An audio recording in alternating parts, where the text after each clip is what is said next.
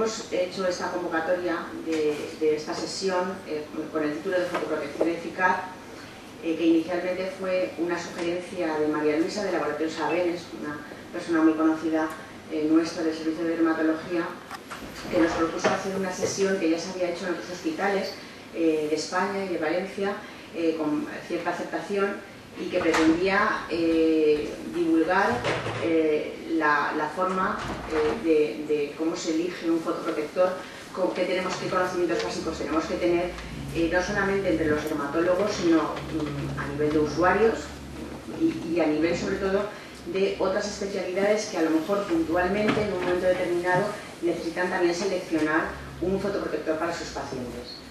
Con estos objetivos, con este planteamiento, pues bueno, como os he dicho, elegimos unas especialidades, quizá las que más nos parecía que en un momento determinado pues podrían necesitar elegir un fotoprotector, pues pediatría, alergia, oncología, etc. Pero era un tema que también, pues como ha ocurrido, pues a los usuarios en general también les podría venir bien. Para cumplir estos objetivos, pues hemos hecho un pequeño índice en el cual iremos abordando todos estos puntos sucesivamente. En primer lugar, algunos conceptos sobre la radiación solar y los efectos que tiene sobre la piel, qué es un fotoprotector y cómo funciona, sería otro de los puntos importantes. Si tenemos evidencias de que realmente son efectivos y los utilizamos de una forma consecuente, cómo se aplican, cuáles son las recomendaciones para una aplicación correcta y para que puedan ejercer el efecto para el que están diseñados, si son seguros, y finalmente pues daremos unas directrices finales para que os llevéis a casa a modo de recordatorio y unas conclusiones. La radiación solar es un espectro electromagnético que está representada aquí en este esquema, compuesta por diferentes longitudes de onda. Si nos vamos hacia la parte de la izquierda de este esquema, tenemos radiaciones muy energéticas que, si alcanzaran la superficie terrestre, pues producirían muchos efectos sobre los seres vivos. Mientras que si nos vamos hacia zonas de la parte derecha del espectro electromagnético, nos encontramos con longitudes de onda, radiaciones con longitudes de onda más grandes, y que eso hace que los efectos sobre los seres vivos sean más pequeños. De hecho, muchas de estas radiaciones no llegan, como decía, a alcanzar la superficie terrestre. Por debajo de 290 nanómetros, que estaríamos más o menos en esta zona, aquí no llega gracias a la capa de ozono, y aquí pues se quedan fuera de nuestro alcance los rayos gamma, los rayos X y una parte de la fracción ultravioleta, que es la ultravioleta C. Sin embargo, pues todo lo demás sí que llega en diferentes cantidades. Los rayos ultravioleta quizás sean los más conocidos, pero por ejemplo no son los que más llegan a la superficie terrestre. Solamente un 2 o 3% de rayos de los que llegan aquí son ultravioleta, mientras que una porción muy importante, los rayos infrarrojos, pues representan el 65% de la radiación que alcanza nuestra Tierra. Estos rayos nos producen sobre todo sensación de calor. Es uno de los efectos más llamativos. Hay factores que modifican la intensidad de la radiación solar. Evidentemente, pues muchos de ellos son conocidos. La latitud, conforme nos aproximamos a la zona de los trópicos, aumenta la intensidad de la radiación solar. También cuando ascendemos en altitud sobre el nivel del mar, también aumenta la intensidad. Se calcula que cada 300 metros que ascendemos, la radiación aumenta un 4%. La estación del año, si es verano, si es invierno, y por supuesto la hora del día. La hora del día, pues como regla mnemotécnica, saber que si nuestra sombra o la sombra que proyectan los objetos es más grande incluso que nosotros o que los otros objetos, pues será un buen momento para exponerse al sol. Mientras que si la sombra es pequeñita, pues entonces probablemente estamos en una hora punta del día, en la hora central del día, y es una hora donde el sol nos puede causar más perjuicios. Importante saber que los días nublados, que mucha gente se cree que no tiene peligro la exposición solar, pues son quizá los días en que los profesionales vemos más quemaduras solares, porque las nubes sí que bloquean los rayos infrarrojos, que nos producen la sensación de calor, pero no bloquean los rayos ultravioleta que nos van a quemar. Por lo tanto, son días para protegerse más de la cuenta y estar atentos porque estamos bien, fresquitos, no tenemos calor y nos quedamos más rato y entonces nos quemamos. También es importante saber que hay las superficies sobre las que estemos sentados o tumbados pueden también reflejar la luz del sol en diferente proporción según el tipo de superficie. Por ejemplo, el agua pues un 20%, la nieve llega hasta un 85% y combinado con el efecto de la altitud, pues aquí sería un punto donde tendríamos que tener un especial cuidado con la fotoprotección que tenemos que aplicar, la hierba un 10% y la arena pues entre un 15 y un 25%.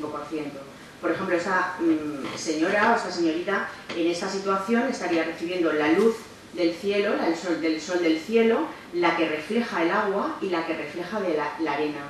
Casi un 40% más de lo que ella se cree que está recibiendo.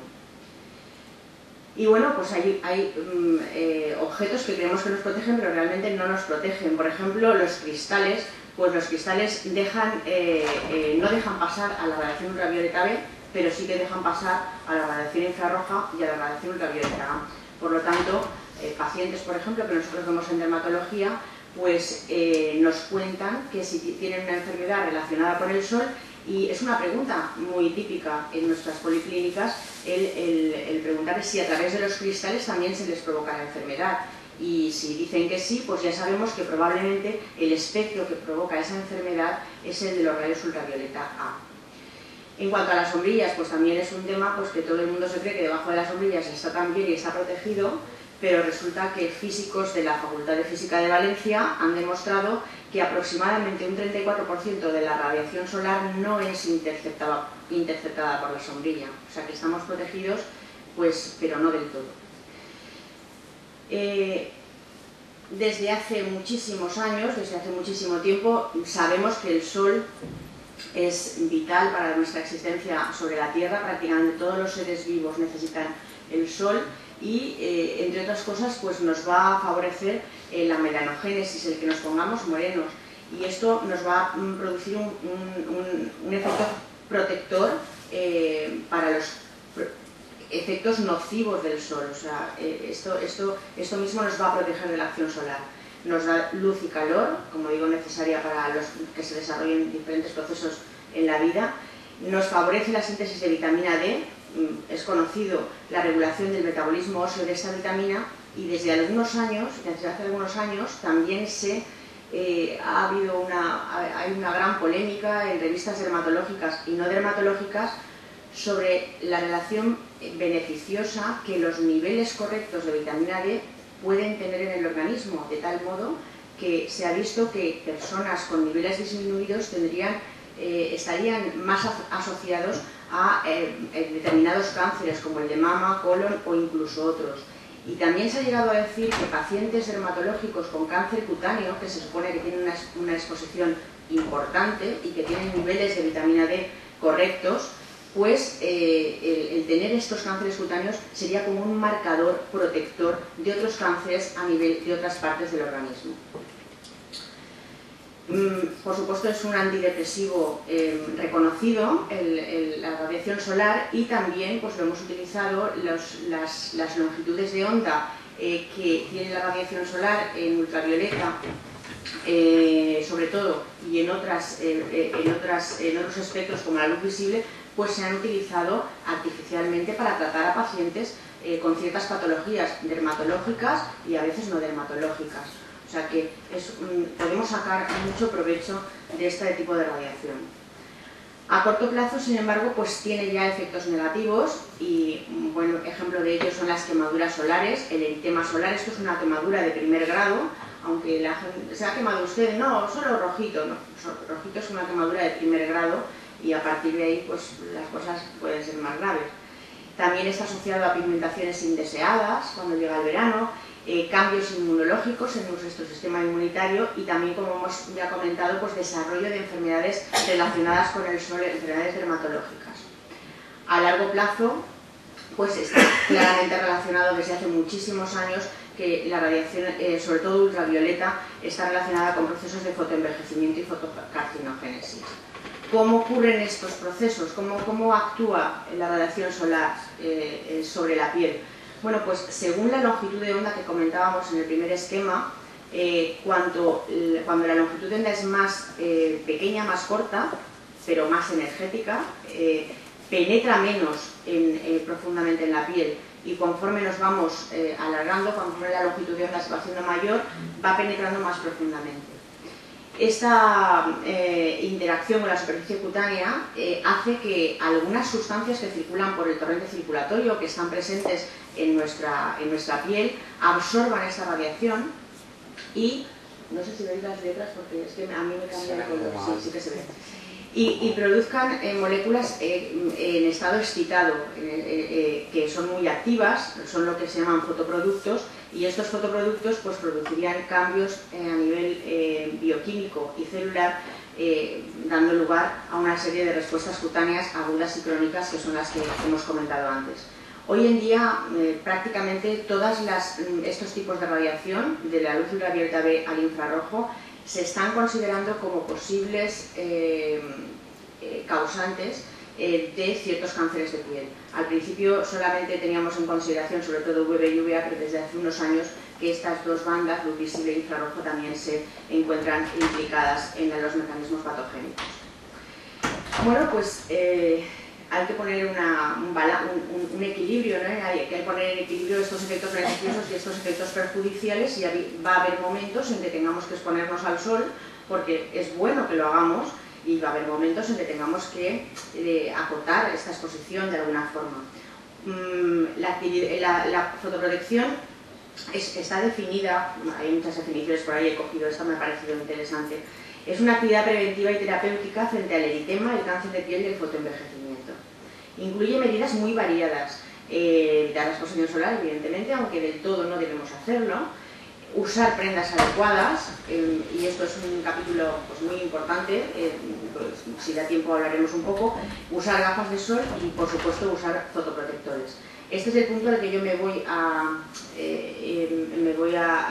hacer un poco más de hincapié para que conozcáis algunas de los aspectos a tener en cuenta cuando vayamos a elegir un filtro solar, un fotoprotector.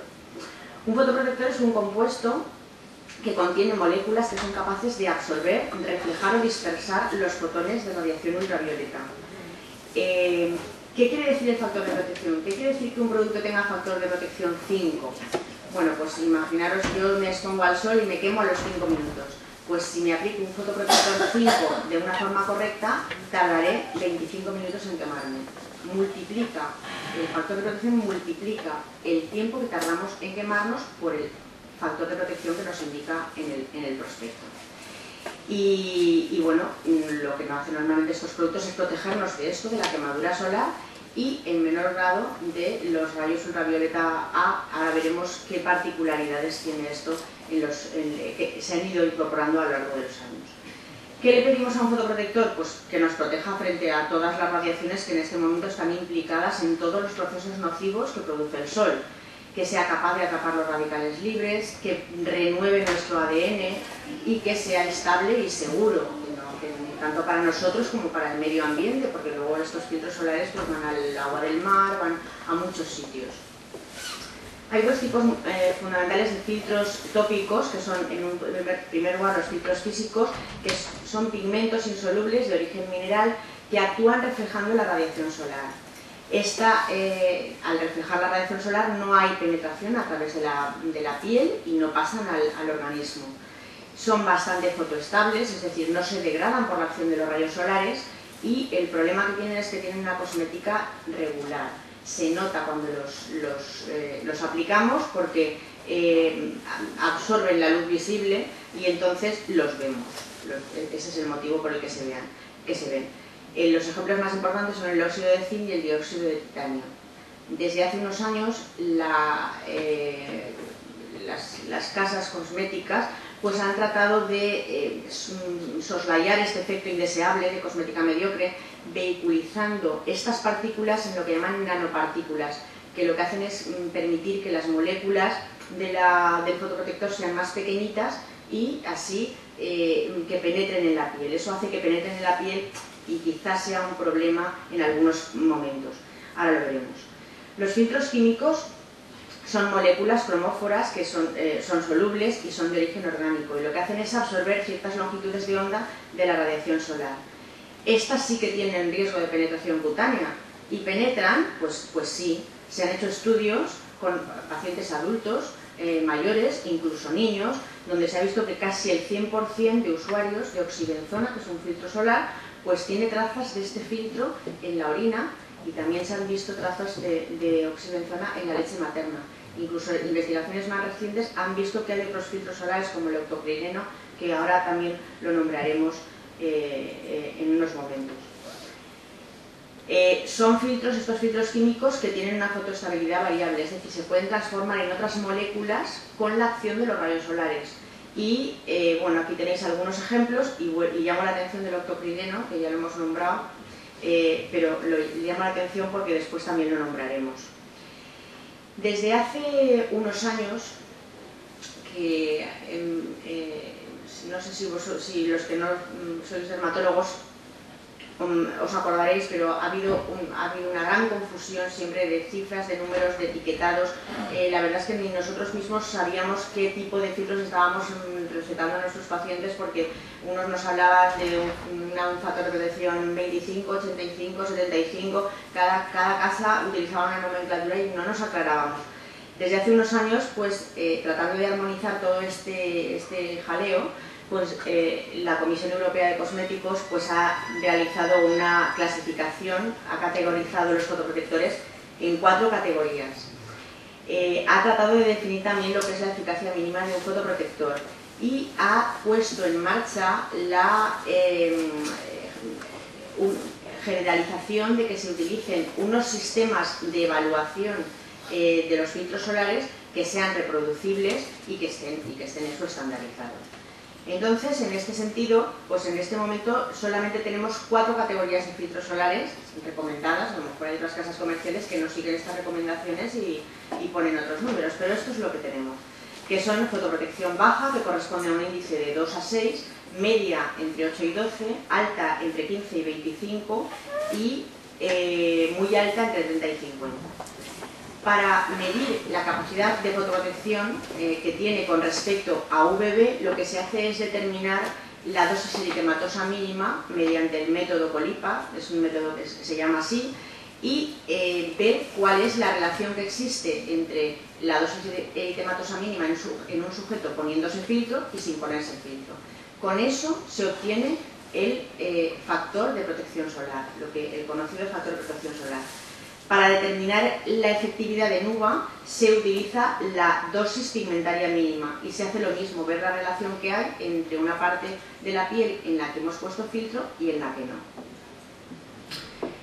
En estos momentos, en estos últimos años, se ha dado una gran importancia que antes no se daba a la posibilidad de que un filtro sea protector frente al UVA. Entonces, sí que prácticamente hoy todos los filtros o los mejores filtros llevan una protección UVA. Se puede decir que un filtro es correcto con respecto a esta longitud de onda si vemos en su etiqueta este circulito, que puede ser de diferentes colores, que contenga la palabra UVA. Eso quiere decir que va a haber protección UVA en ese filtro solar y que además va a haber una relación correcta, un equilibrio entre la cantidad que nos protege frente a UVB y frente a UVA. Esta relación tiene que ser menor o igual a 3. Por ejemplo, pues estaría bien que de UVB hubiera una protección 20 y de UVA 7, más o menos. Esa sería una relación más o menos adecuada. Tanto en Europa como en Estados Unidos se han puesto en marcha mecanismos para mejorar estos sistemas de evaluación de un filtro solar, y esto es un trabajo que apareció en el año 2011 en la revista Azul de Dermatología, y en el que definen lo que llaman onda crítica. cómo se calcula exactamente el método, no sé cómo se hace, pero lo que sí que tiene que tener un filtro solar es que tenga una onda crítica mayor o igual a 370. ¿Qué quiere decir esto? Pues que todo su espectro de protección llegue por lo menos a una longitud de onda de 370 nanómetros. Aquí en esta gráfica vemos dos curvas, un protector solar que toda su protección está contenida en este espacio y no llega, creo que llega a 350 y algo, 360. Pues no es bueno, no es suficiente. Tiene que llegar la mayor parte de su protección tiene que estar contenida en una longitud de onda por lo menos hasta 370. En estos dos tipos de filtros, el correcto sería el azul, el que abarca más longitud de onda. Y entonces este tipo de filtro recibiría esa etiqueta redondita con la palabra uva dentro, o bien, si estuviéramos en Estados Unidos, se le pondría la etiqueta de amplio espectro, que es otra nomenclatura que podréis oír por parte de alguna casa comercial. Los americanos son también más puntillosos en algunos aspectos y, por ejemplo, en cuanto a la resistencia al agua, exigen que en los envases se ponga el tiempo que resisten al agua. Resisten al agua 5 minutos, 20 minutos, 40 minutos, 80 minutos. Eso hay que ponerlo en el etiquetado para que lo conozca el usuario. Y bueno, pues pasamos a otro punto también bastante conflictivo, que es la cantidad recomendada que se aconseja para conseguir estos niveles de fotoprotección que hemos dicho. Se aconseja aplicar 2 miligramos por centímetro cuadrado. ¿Qué pasa? Los estudios por los cuales se obtiene el índice de protección solar están hechos con estas cantidades. ¿Qué pasaría si nosotros no nos aplicásemos esas cantidades? Bueno, pues también es importante que en los envases figuren instrucciones de empleo con el fin de facilitar el manejo de los objetos. Nos preguntamos ahora si son eficaces estos filtros solares. ¿Realmente esto nos lo ponemos y hace algo o no hace nada? Bueno, pues esto es una foto yo creo que muy llamativa en cuanto a la eficacia sobre el tema solar, sobre la quemadura. Esa es una foto que se publicó en Lancet hace unos años y yo creo que incluso a la gran mayoría de los que estamos aquí alguna vez nos ha pasado, si no una cosa tan llamativa, algo parecido. Este sujeto se puso el filtro solar y se lo puso él mismo y claro, llegó donde llegó. Donde llegó no se quemó, pero donde no llegó pues tuvo una quemadura considerable. O sea que realmente esto está demostrado que son productos que protegen claramente frente al eritema. Lo que ya no está tan claro y la verdad es que llama la atención es si protegen realmente frente a la aparición de cánceres cutáneos. Y así, por ejemplo, con respecto al melanoma, pues se hicieron algunos estudios ya hace años. Incluso se vio que daba la impresión de que incluso parecía que el uso de filtros solares aumentara la incidencia del melanoma. Sin embargo, en los estudios más recientes, cuando se utilizan filtros mejores de amplio espectro, sí que parecen tener un efecto fotoprotector. Pero la verdad es que hasta hace poco tiempo esto no estaba tan claro. Con respecto a cánceres cutáneos no melanoma, como el carcinoma epidermoide, pues sí que se ha visto también en estudios bastante recientes que pueden disminuir hasta a un 40% de la aparición de carcinomas epidermoides en sujetos que usen un filtro solar 15 o más de amplio espectro y al menos 3 veces a la semana. Y este beneficio además continúa más allá del tiempo, incluso hasta 8 años después de terminar el estudio. De hecho, la FDA, otra vez de nuevo la FDA, la Agencia de Vigilancia Americana, también exige poner en el prospecto que estos productos disminuyen el riesgo de cáncer cutáneo y el fotoenvejecimiento si son aplicados correctamente. Pero esto solamente se permite en filtros que tienen un factor de protección mayor o igual a 15 y son de amplio espectro, es decir, que nos protegen frente al UVA. En cuanto a la aparición de nebus melanocíticos en niños, pues por ahora no hay evidencias de que el uso en la infancia de filtros solares prevenga la aparición de nebus melanocíticos. Por lo tanto, no debemos de utilizarlos con este objetivo, porque realmente no está nada claro que prevenga la aparición de estas pegas. Sí que se ha visto también mediante estudios, no me voy a detener para no extenderme mucho, pero se ha visto que tanto en erupción lumínica polimorfa como urticaria solar, como incluso lupus, la utilización de productos fotoprotectores puede mejorar la situación de estos pacientes, previniendo la aparición de lesiones. Vamos a ver cómo traducimos a la práctica la forma de aplicarnos de forma correcta estos productos.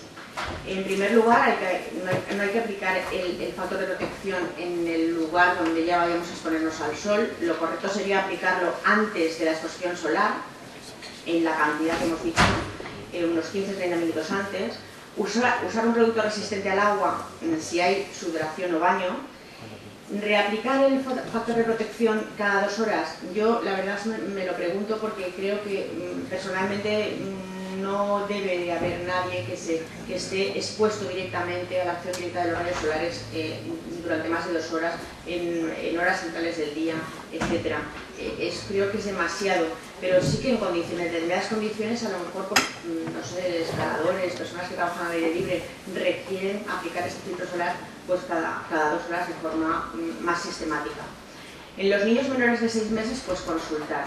Y esto vamos a verlo ahora en unos momentos. ¿Cómo podríamos saber a qué corresponden 2 miligramos por centímetro cuadrado? Pues mirad, esto lo han hecho de forma esquemática y es un tubo dosificador de estos de spray vaporizador correspondería para la cara, si nos ponemos por dentro de la cara, a 4 o 5 presiones para cara y cuello. Mientras que si tenemos un tubo de crema, correspondería a un dedo de producto para la cara y el cuello.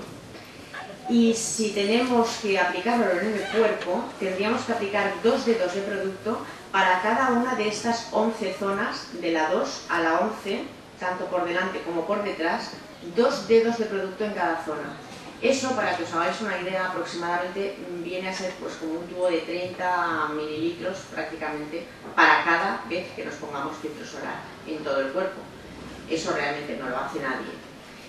Y bueno, ¿y qué pasa si no hacemos esto? Pues fijaros, esta gráfica, el 100% de la protección que indica el envase la obtenemos cuando nos ponemos 2 miligramos por centímetro cuadrado, pero esto cae de forma exponencial, de forma bastante llamativa. Si nos ponemos cae al 50% si nos ponemos la mitad, y cae a mucho menos del 50% si nos ponemos la cuarta parte. Con lo cual, pues esto realmente hay que insistir en que la gente se aplique de forma correcta el filtro solar. Otra forma de solucionarlo, que ya han salido voces reclamando esta posibilidad de compensar el déficit de la cantidad que se aplica la gente, los usuarios, es que los filtros contengan una protección más alta que 50, que es lo permitido tanto como por la FDA como por la Comisión Europea. Que se pueda aumentar la capacidad de protección de un filtro, con el fin de compensar ese déficit de aplicación que casi todos utilizamos, casi todos caemos en ello. Y bueno, siguiente pregunta, ¿son seguros? Bueno, pues aparte de algunas erupciones que en algunas personas producen transitorias cuando se aplican, son generalmente pasajeras, el problema más importante para nosotros en cuanto a usuarios es que los filtros solares son la segunda causa de fotoalergia en España y en los países mediterráneos. Parece una contradicción, pero estos productos en España esta es la segunda causa, pero en los países escandinavos son la primera. ¿Por qué? Pues porque los países escandinavos no tienen un alergeno que tenemos nosotros, que es el ketoprofeno, que es la primera causa en estos países de fotoalergia.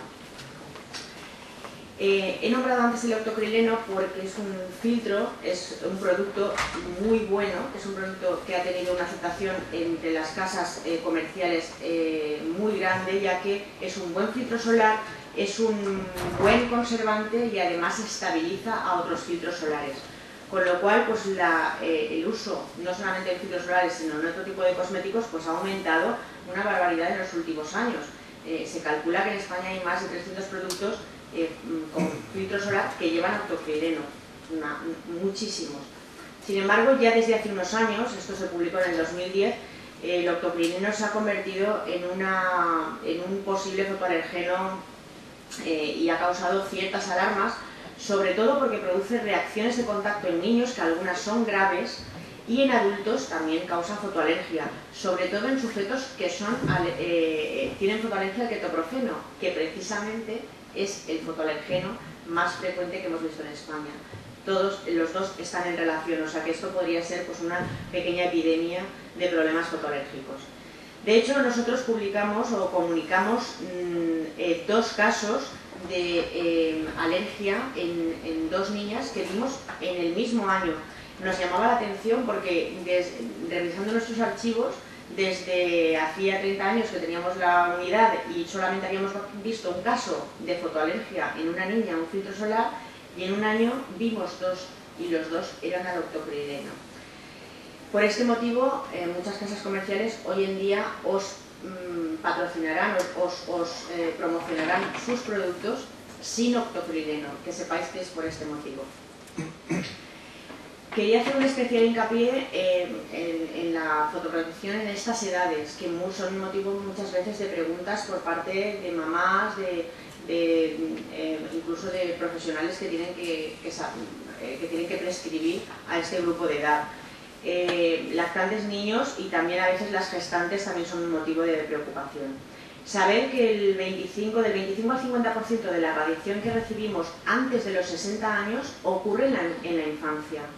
Y la piel de los niños menores de 2 años tiene unas características estructurales y funcionales que la hacen más sensible a la radiación ultravioleta que la de los adultos.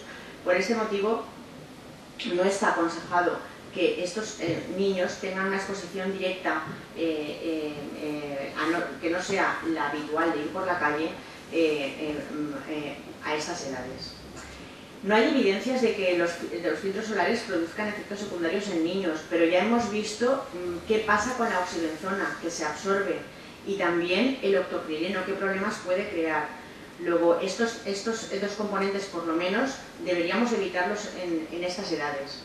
Es controvertido además el uso de filtros inorgánicos con nanopartículas que nombrábamos al principio, que mejoraban la cosmética de los productos, pero que probablemente hace que penetren dentro de la piel y no sabemos, estas partículas penetrando dentro de la piel y de nuestro organismo, qué problemas pueden tener. Es algo que se desconoce. Es importante pues en la infancia educar en los hábitos a los niños y bueno, desde dermatología se han hecho muchas veces campañas divulgativas en colegios y os voy a nombrar una que podéis acceder porque tienen una página web y tienen muchos archivos PDF para descargar. Es esta campaña Solsano puesta en marcha por le he puesto así sin poner la dirección de la página web para que no se os olvide. Solsano no se os olvidará. Y está dirigida por una dermatóloga aragonesa, la doctora Yolanda Gilaverde, que le ha dedicado mucho tiempo a la fotoprotección infantil. Es especialmente importante, sobre todo en niños de estas características, niños pecosos, con piel clara, porque ya se ha visto que estos niños, los llamados fototipos 1,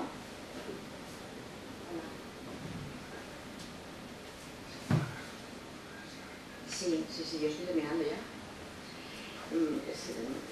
Acabo ya. Los fototipos 1 tienen polimorfismos inactivadores del gen del receptor de la melanocortina y no sintetizan la melanina que nos protege, la melanina, la eumelanina. Sintetizan otro tipo de melanina, ceomelanina, que actualmente y por sí sola ya se está relacionando con la aparición de melanoma en estos sujetos. Entonces, pues bueno, para recordar, porque además ya nos están diciendo que tenemos que abandonar la sala, evitar el sol del mediodía, recordar la regla mnemotécnica de la sombra, siempre que sea más grande que nosotros, usar ropa, sombreros y gafas que nos protejan, sombreros de ala ancha, unas buenas gafas que estén homologadas y bueno, utilizar un fotoprotector adecuado media hora antes, al menos de la exposición solar. Si es posible que sea un filtro que tenga un factor de protección mayor de 30 en los niños que sea de amplio espectro, como hemos dicho, o que lleve esta, o bien que veamos esta palabra, o bien que veamos este circulito, que puede ser de diferentes colores, con la palabra uva dentro. Y si puede ser también resistente al agua. Acordarse de reaplicarlo si hay estas circunstancias. Y cuidado, como hemos dicho antes, con falsas protecciones, días nublados, cristales, sombrillas, que no nos protegen, sino que nos engañan. En los niños más pequeños de 2 años, evitar la exposición solar directa fuera de la exposición habitual de la calle, llevarlos con ropa ligera pero que sea de trama apretada y, si es preciso, aplicar filtro solar solo en las zonas no cubiertas por el gorro o la ropa cuando sea estrictamente necesario. Solamente una herramienta más para que podáis aconsejar a vuestros pacientes o vosotros mismos consultar lo que se llama el índice ultravioleta, que desde hace unos años está ya en muchos telediarios en la sección del tiempo y que nos indica la intensidad de la radiación ultravioleta para el día concreto que consultemos. Esto es un servicio de la Agencia Española de Meteorología y en la página web lo podéis consultar día a día. Está dividido en diferentes colores según el índice de radiación. El verde sería un índice bajo, el amarillo sería un índice moderado, el naranja alto, 6-7, el rojo muy alto, entre 8 y 10, y extremadamente alto o muy alto, más de 11. Esta es una página capturada hace unos meses, en febrero, y como veis pues es un nivel de irradiación, un nivel de UV bajito. Mientras que esta es la que está prevista para hoy, la capturé ayer por la tarde, y prácticamente toda España, menos el Mediterráneo, tiene un índice de radiación alto o muy alto, y nosotros pues moderado. Entonces es algo que nos puede servir porque cuando hay estos índices de radiación tan altos, desde luego hay que tomar medidas extremas y procurar no salir a horas centrales del día, usar sombreros, etcétera, etcétera. Aquí quizá hoy por las nubes y por esa sensación un poco más de ese ambiente un poco más frío, pues quizá tengamos un índice más pequeño. Y bueno, pues para concluir, deciros que es muy importante que sepamos equilibrar con nosotros mismos y con nuestros pacientes, en el caso de que los haya, la fotoexposición y la fotoprotección. La fotoprotección no siempre es necesaria, no es necesario que nos protejamos para ir por la calle día a día, a no ser que tengamos algún problema concreto, pero para el público en general no es necesario. Además, cuando los UV son bajitos, menos todavía, y los fototipos altos tampoco, porque les cuesta sintetizar vitamina D y esto sería perjudicial para ellos si además les aplicamos una fotoprotección. Importantísimo hacer campañas educativas que ayuden a los niños a adquirir hábitos para una exposición inteligente y bueno, saber que la radiación solar es un requisito vital que interviene en muchos procesos biológicos, algunos de ellos relacionados con la vitamina D, y el sol nos ayuda a sintetizarla. Y disponemos en la actualidad de muchas medidas, entre ellas fotoprotectores, que son eficaces y que cada vez van siendo más consistente esa eficacia. Yo no sé si he sido muy contundente con las cosas que os he dicho, pero he preferido traeros al final esta imagen, en fin, que cada uno saque sus propias conclusiones con respecto a la necesidad de fotoprotección en algunos momentos. Esto es el sol, esto que veis aquí, que tenemos aquí, y esta bolita pequeñita azul es la Tierra, y nosotros pues estamos ahí. Nada más, muchísimas gracias por vuestra atención y por estar aquí. Si tenéis